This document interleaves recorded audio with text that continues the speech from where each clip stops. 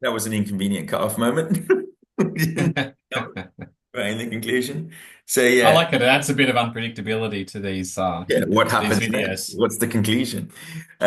So I would say, you know, you don't need to say why you're kind of eliminating them, just whether they're inaccurate or unreliable, because you've done all the, the legwork in the body paragraphs. You've already said why you see it. So I'd get rid of A and D. A because it's unreliable, D because it's inaccurate and unreliable. I'd say B is the best source, but so is C. And I think like if you combine the two of them, it clearly shows that there was a choice between him and Halifax, and that for the majority of people, including Halifax himself, felt that Churchill was best suited to be prime minister. The only people who didn't really was like the King, Chamberlain, some of the pro-appeasement Tory MPs, but even like the Labour Party, everyone was kind of coming in. So I think there was a kind of consensus move that not necessarily that like that the other options were exhausted and that Churchill was best suited purely because there wasn't really anyone else. There is a slight disagreement, isn't there? Not exactly disagreement, but they're different because B is saying that the key word is opinion is hardening Yeah. against appointing Halifax as prime Yeah, minister, which that's suggests that Halifax could be prime minister. yeah. It's I not think it is. Halifax that's decided not to be prime minister. Yeah. It's the opinion. Whereas Yeah. in C, I think the emphasis is on Halifax's difficult position as a peer. Yeah. And that's why the question is important, because if the statement was Churchill was the inevitable prime minister in 1940, then the answer would be no. But the question is who's best suited. And I think that these sources Hmm. suggest that by default, by process of elimination, he was last man standing. Therefore, by default, he is the best suited. Yeah, That's how I would see it. You know what I mean? I think that's how I would view it. Did you disagree, or you think I it's agree. I yeah? agree. Yeah. Cool. So we've done this. Let's do 2023. I've got again, and then probably we'll have to come back Okay, next. let's end the video. Well, Or no, it's only like 5 seconds long, so I think we can go on 2023. okay, This is like the end of the conclusion, so it's kind of like I think we'll be fine. I'm just going to open up 2023. So we won't need to read them out this time. We'll use them. So this one is like, if you got it up, I do. yeah, using these four sources in their historical context, assess how far they support the view that Churchill was out of office in the 1930s because he was in conflict with his own party and leaders. So, do you want to try your own hand at seeing if you can get the whether they agree or not from these sources? Yes, but shall I read them out? Yeah, Is yeah, that the idea? yeah. You can read out A and then tell me whether you think it agrees. A is subtle, Okay. by the Okay. way. A was the hardest source. The other three are pretty easy. Okay, so source A, Churchill comments on the Government of India Act, 1935. Does this bill mean a broadening of Indian life, a widening and elevating of Indian thought?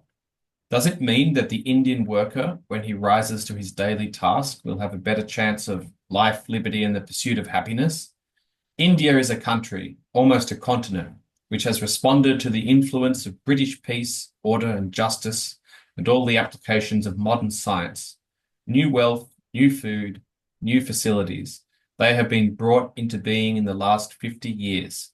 Such a vast, helpless mass of people requires extra British guidance. All you offer them are liberal formulas and decline. Yeah, So Churchill speech in the House of Commons, 5th of June, 1935. yeah. And your only focus on this one is out of office in the 1930s, conflict with his own party. So you're just only looking for language about whether he was in conflict with his party or not. Okay. Well, here I can't see any specific any language um, that's mentioning the party conflict. One, and I run it, and this is, but it's the most subtle of sources because he's speaking to the House of Commons, and obviously the Conservative government's running it. It's the last line. All you offer them are liberal formulas and Yes, yes, yes, yeah, yeah. so it's the you is the key word in there. But I think this is the most subtle source and it's difficult to pull out. So again, it takes practice in nailing it down. But and it's like it's because it's such a scalpel skill, you know what I mean? Because students just read it and they start writing about India or whatever. And I'm like, no, no, no, you're looking for conflict with the party. That's it. That's all you're interested in. Anything else is irrelevant. You're off question. So the key bit there is the all you, because most of it he's just talking in general. It's nothing to do with the party, so you can't put it out. But the all you offer them a liberal formalism decline is clear that there is conflict. So Yeah. So so that's yes. yes, yeah, cool. And then B. Okay. Do you want to read this one? I'll Yeah, read I'll this read it and one. then you can see if you can Source spot B. the where if there's conflict or not. I plead for time and patience. I'll search your comments on the royal crisis of 1936. I plead for time and patience. The nation must realize the character of the constitutional issue. There is no question of any conflict between the king and parliament. Parliament has not been consulted in any way, nor allowed to express any opinion. The question is whether the king is to abdicate upon the advice of ministers of the day. No such advice has ever been tendered to a sovereign in parliamentary times. If an abdication were to be hastily extorted, the outrage so committed would cast its shadow forward across many chapters of the history of the British Empire. The matter is pregnant with calamity, and all the evil aspects will be aggravated beyond measure if the utmost chivalry is not shown by ministers in the British nation to a gifted and beloved king. Conflict with his party, yes or no? Uh,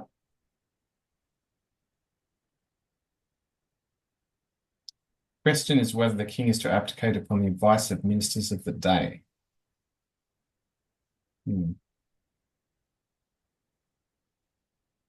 You want me to give you? Yeah, I think, well, I think Shows there you the is, difficulty no? of these tasks, though. They're difficult papers. Yeah, they are difficult. They And it's are a difficult. skill you I'm have looking to at this for the practice and first practice. time. Yeah, yeah, yeah. I take the line, Parliament has not been consulted in any way nor allowed to express any opinion. And Yeah. then as he's a member of Parliament and he's talking about the government, then I would say yes again. But I don't think, I don't think these are obvious for conflict between him and his party. But like those are the lines where I think, The line I was looking at, if an abdication were to be hastily extorted. yeah, yeah, yeah, yeah. So isn't he arguing against that position? Yeah, he is. But he's because he's arguing against his party because he's arguing against Baldwin and what he's doing. Right. Yeah, yeah, yeah. So And I he's mean, you can calling it take more than he's one. It's calling not. it an outrage. The Yeah, yeah, outrage. I think this line is the strongest. If an yeah, yeah. abdication were to be hastily extorted, the outrage so committed would cast its shadow forward across many chapters of the history of the British Empire. Yeah, yeah, yeah, yeah, yeah, yeah, yeah, yeah. But it's key. The key is I think the one where it says Parliament has not been consulted really implies that there's conflict as well, because between him and the Parliament. Otherwise, the other ones are kind of implying that it's a terrible accident, which you can kind of take out. But again, it's like you can pull more than one line wherever you can find your evidence from, but you have to track it. I think the other two are much easier. Um, in a letter to his sister, the Prime Minister reflects on Churchill's proposals for change in foreign policy. The plan of the Grand Alliance, as Winston calls it, had occurred to me long before he mentioned it. I talked about it to Halifax and we submitted it to the Chiefs of Staff and Foreign Office experts. There is everything to be said for it until you come to examine its practicability. From that moment, its attraction vanishes. You only have to look at the map to see that nothing France or Britain could do could possibly save Czechoslovakia from being overrun by the Germans if they wanted to do so. Conflict, yes or no? Okay. Do you want to? You want your opinion on that one? Yes or no for conflict?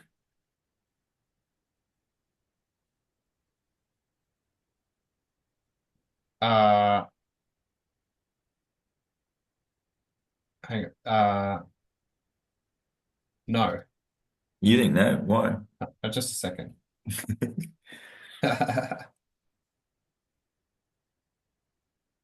This is why I say this skill Yes. has to be Yeah. drilled. Yeah. Where's your evidence for yes?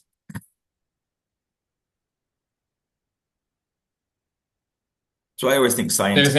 There is everything to be said for it until you come to Yeah. examine its practicality. Yeah. And I think the as Winston calls it as well, that's so dismissive in tone at the beginning of it. It's a grand Oh as yes. Winston calls it. Like outside. I'd actually when I read it, I'd missed that part that Yeah. it's not that it's actually the Prime Minister who's Yeah. reflecting on Churchill's Yeah, yeah. proposals. Sorry, it's Sorry. stuff. Yeah, Yeah, I I missed should that. So that was a critical detail. Who's yeah. speaking? Yeah. But it's Okay, also so yeah. Also important that that's why I should read the other bits and why it's important to track it out. Yeah. And then okay. Chamberlain's private secretary, later to work in the same capacity for Churchill, gives his view of Churchill. I'll read it this one. Yeah, yeah.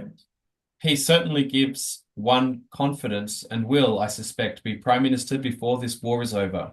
Nevertheless, judging from his record of untrustworthiness and instability, he may, in that case, lead us into the most dangerous paths. But he is the only man in the country who commands anything like universal respect, and perhaps with age he has become less inclined to undertake rash adventures. Hmm. Sir John Colville Diary, the 1st of October 1939. Hmm. Conflict, yes or no, or both. So the source is Chamberlain's private secretary, Yeah. who then is later going to work for Churchill. Yeah, but that's provenance. So you only need to look for like what the source is saying, whether he is out of power because of conflict or not. So this one, I would say, is a yes/no source, just as you haven't seen one before these. So it's on Yeah, both I think it's sides. weak. But when Yeah, it's I think saying it's he's weak. untrustworthy and unstable, that's obviously saying there is conflict with his party. And then when he's saying Mm. he's the only man who commands anything like universal respect, it's basically saying that he is not in conflict. And the fact that the date is important for this one and what's happened is important for this one. But I would Yeah, say that they are yes, yes, yes, and yes, no in terms of like so the yes, no one's more subtle because you've got to cover both sides. So in terms of ranking most the ones that agree most to least, I would say the yeah, one that agrees most with the statement or the strongest support of the statement is C for me. Then definitely. then I think you could argue the toss between B and A. I would go C, B, A, D. D. Yeah. It's the order I Yeah. would go. Yeah. I think that's reasonable. Yeah. All right. Then Do you let's want look. to Yeah. do you want to comment on the accuracy and then Yeah, I'll yeah. look at the Yeah, provenance? yeah, yeah, cool. So we'll start with source C then. So talks about the Grand Alliance occurring to him before. So obviously the Grand Alliance is mentioned a couple of places. You have to be careful not to repeat yourself in terms of knowledge. You can link between the two different parts of it. So in this one, the Grand Alliance was obviously Churchill's plan to get the Soviet Union, France, America, and Britain together in a Grand Alliance against the Nazis. Um, and then Chamberlain saying it was not very practical, and that's true. Like I think Chamberlain is accurate in his assessment of that. He would know, being prime minister at the time, that the Soviet Union was communist, so ideologically it was not really going to be possible to merge with them. The United States was isolationist at this point, so they weren't really going to get involved in the war. France was going from crisis to crisis in domestic government, so that wasn't really viable.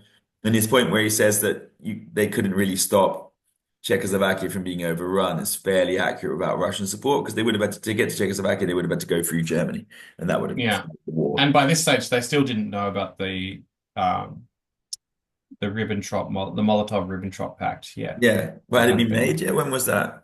When was it made? Oh, yeah, maybe not yet, because we're in 1938. I Yeah. think that was in 1939.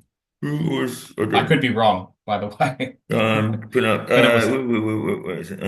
Yeah, August 1939, just before they invaded Poland. So yes, 1 year later. So they yes, hadn't made that. So I think the Soviets made that pact after they saw that they'd let them just roll into Czechoslovakia because they were like, absolutely. Yeah. Baldwin didn't have a problem with them going east because at this point in the 30s they were still more suspicious of the Soviet Union than they were of Nazi Germany until it Yeah. became too late. They saw Yeah. them as the bigger threat. Yeah. So you want to do the provenance then of his letter?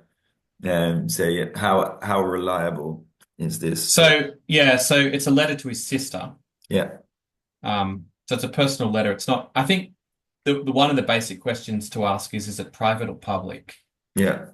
Yeah, It's purpose. The private. key thing is purpose. Why are they writing? So, What I would always say is if you're going through purpose, why are they writing this now in that format? And that kind of gives you the way in. So what's his purpose? well, I think it's a reflection. It's Mm, a letter to his sister. So, um, he's explaining, he's reflecting, yeah. yeah, Hmm. on it's a personal letter Yeah. with some personal information. Churchill's proposals for change in foreign policy. Yeah. Yeah. So would you just say it was reliable? This is the prime. I I do think it's reliable. Mhm. Yeah. I think. Mhm. So by the way, how do you connect the accuracy and the reliability part? So I would look for this one. So if I'm looking at it and I would be like, okay, so the accuracy is pretty accurate what he's writing. Yeah. Reliability, it's written just after Anschluss. Yeah.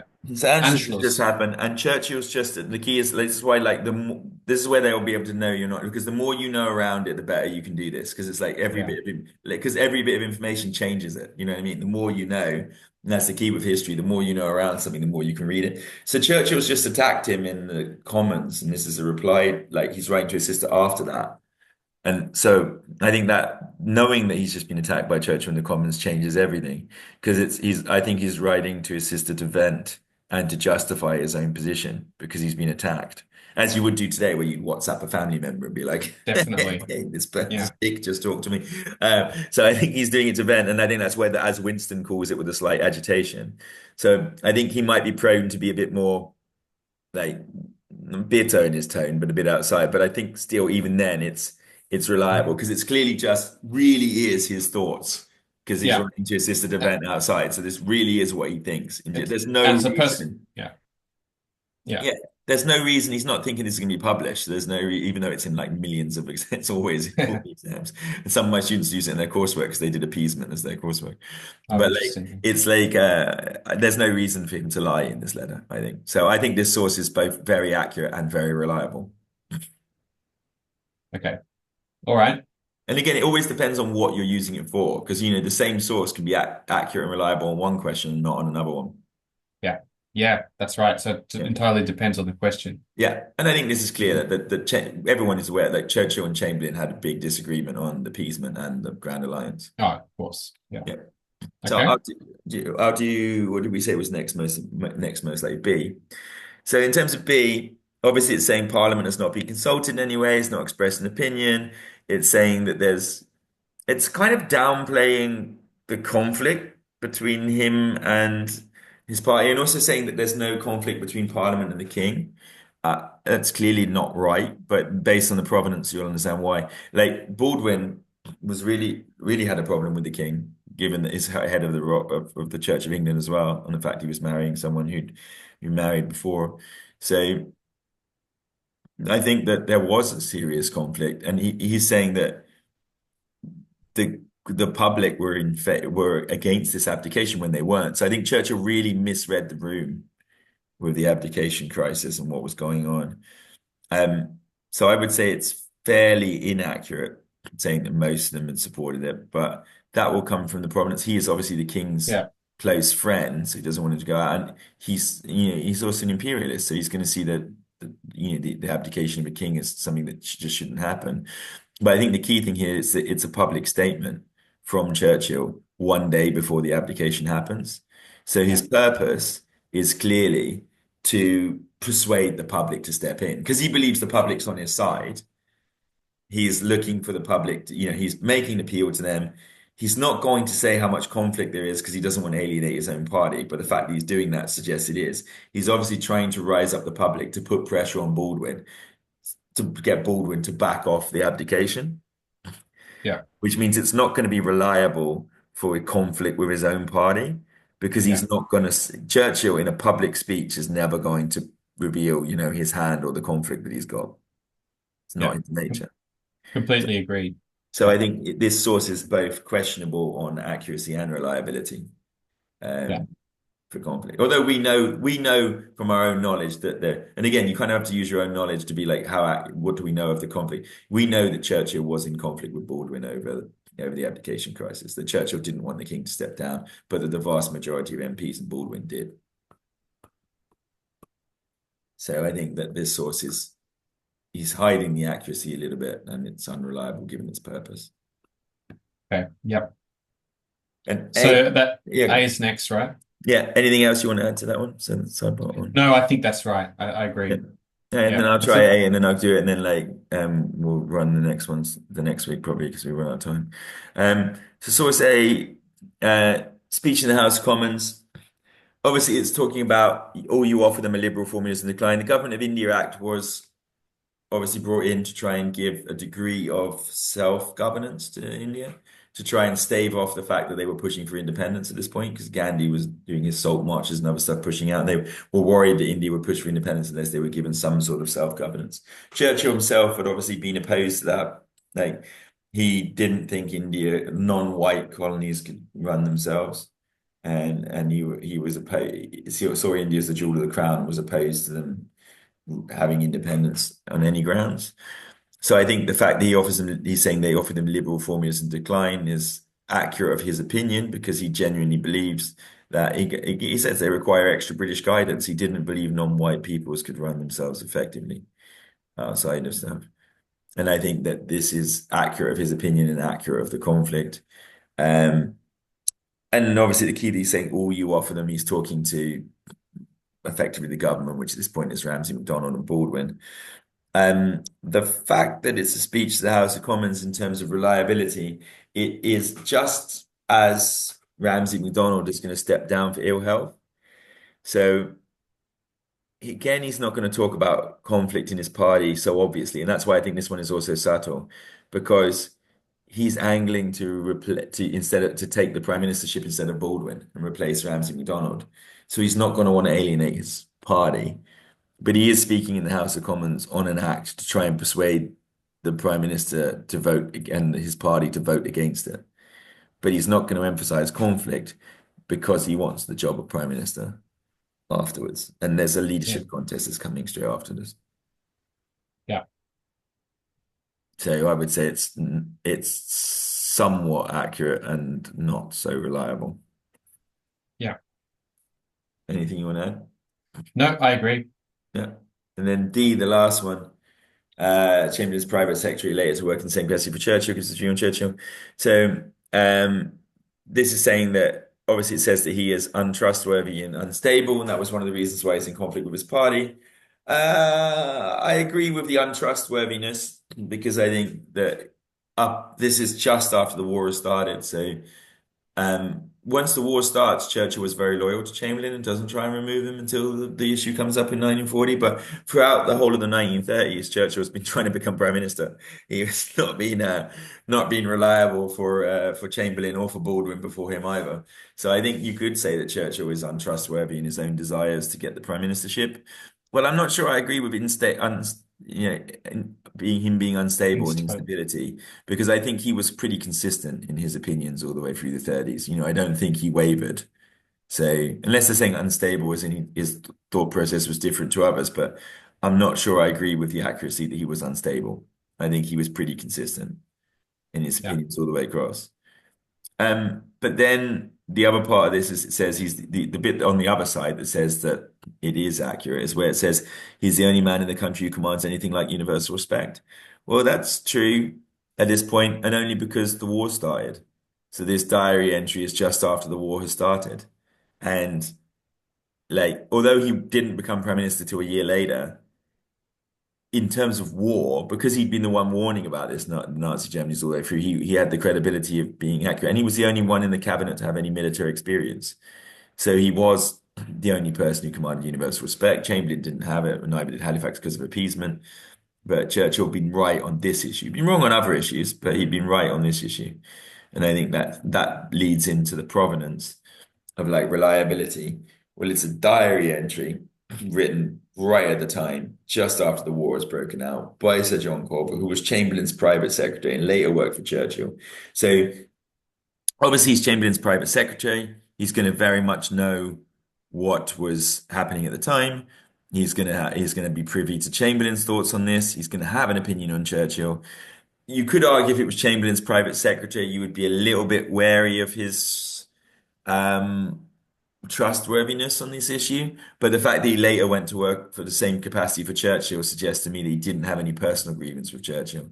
Yeah. And the fact that he would have been really close and have access, and it's recorded in a diary, so it's for himself, so there's no reason for him to say anything inaccurate. And I think that shift of commanding respect is because the war has begun. So that's the key important fact of this. But I would say this one is pretty accurate, not completely accurate, pretty accurate and very reliable. Yeah. What do you think? Yeah. Yeah, I agree. I agree. I think it's Okay. significant that he works both, I guess later, Yeah, this is not later, at the but time, still it but shows later he that then, works for yeah. Churchill. But it shows that yeah, as you say, I think very well, it's not as if he's an inveterate Churchill hater if he No, goes later to work for Churchill. no. And I Or if think he then, yeah. yeah, and if you get to the conclusion, you would eliminate sources A and B, both of them are unreliable. So the two most reliable, I think, and then the most reliable sources are C and D. Yeah. And I would say, but one suggests there's conflict and the other one suggests less. And I think that is accurate because the other one is written after the war begins. And the key Yeah. So is, yes, I think you, source C wins. yeah. Source C is the Well, I like source B, C, and B, and I think they don't contradict each other because basically they're combined. They suggest that Churchill was out of power in the 30s and because of conflict with his party, but that once the war started, that perspective shifted. And I think that that is true, that once the war started, the opinion of Churchill changed. yes. Yeah. Yeah. So I would say that yes, these sources do support the view that Churchill was out of power in the 1930s because of conflict with his own party and leaders. And it's only once the war began that that shifted. Indeed. Comfortable? Yes, I think that's good. That's a Yeah. wrap. No, cool.